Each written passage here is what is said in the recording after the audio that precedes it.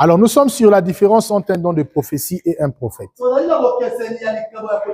Là, je suis dans question-réponse, prêché le 12 janvier 61. Il dit ceci au paragraphe 348. Écoutez, la différence entre un don de prophétie et un prophète, c'est énorme. Dans notre traduction, il dit c'est à une distance de plusieurs kilomètres. On peut même dire à un homme qui a un don de prophétie devant l'église, 2 ou 3 personnes doivent le discerner et dire c'est vrai. Ça, c'est le don de prophétie. Il faut des juges pour juger ça, que c'est vrai. Mais un prophète, voyez-vous, un prophète est une fonction. Le don de prophétie est un don. Un prophète est né. Personne ne le consacre. Donnez-moi un amen, frère. C'est Dieu lui-même qui consacre son prophète. Donnez-moi un amen. C'est pourquoi Roy Davis ne pouvait pas être le pasteur de William Branham. Parce que frère Branham est le pasteur de l'âge de Laodicée. Donnez-moi un amen pour que je prêche. Normalement, même Davis est la brebis de William Branham. Frère Branham me dit, même si Jézabel n'accepte pas, mais Élie était son prophète. Est-ce que je peux entendre un amen? C'est pourquoi en ces derniers jours, même le pape François est la brebis de William Branham.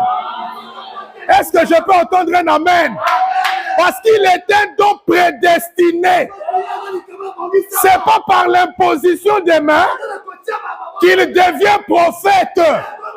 Mais depuis l'Ancien Testament, depuis Malachie 4, on a déjà prophétisé sur lui. Voici, je vous enverrai Élie le prophète avant que le jour de destruction arrive. Donc Branham était déjà Élie avant même le jour de sa naissance. Donnez-moi un amen.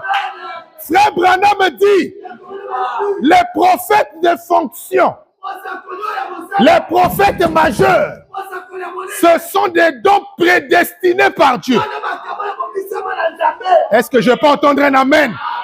On ne devient pas prophète, mais on est né prophète. Est-ce que je peux entendre un amen? C'est pourquoi William Branham, même avant sa nouvelle naissance, il avait déjà des visions qui étaient en train de s'accomplir. Donnez-moi un amen. À l'âge de 2 ans, il a vu l'inondation de Jeffersonville. Il a vu 16 personnes en train de se noyer dans les eaux. Il n'avait que 2 ans. Donnez-moi un amen.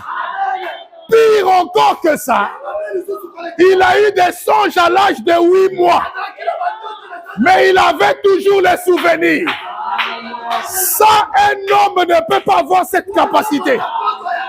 Il n'y a que Dieu lui-même qui peut donner cette capacité-là. Un prophète de Dieu n'a pas besoin de dormir pour voir les choses. Pendant qu'il est éveillé, il voit. Il vit dans 2 mondes différents. Il est dans le monde sensible et il est aussi dans le monde invisible. Donnez-moi un amen. Sa conscience et son subconscient sont tellement proches. Donnez-moi un amen. Qu'il peut vous dire, je vois Père Abraham en train de jubiler dans la salle. Et il est en train de voir. Est-ce que quelqu'un peut dire un amen? C'est pourquoi Dieu ne fait rien sans avoir révélé sa parole à ses serviteurs, les prophètes. Le prophète, c'est la bouche de Dieu. Le prophète, c'est la présence de Dieu. Le prophète, c'est Dieu lui-même sous la forme d'un messager. Donnez-moi un amen. Parce que le messager et le message, ils ne sont pas deux, mais c'est la même chose. Donnez-moi un amen. C'est pourquoi on a demandé à Frère Branham, par quelle puissance as-tu créé les écureuils? Frère Branham dit, ce n'est ni la puissance de Dieu, ce n'est ni la puissance du diable, mais c'est ma propre foi qui s'est manifestée. Et les écureuils sont apparus. Un prophète de Dieu, c'est un aigle, frère. C'est un voyant. Donnez-moi un amen.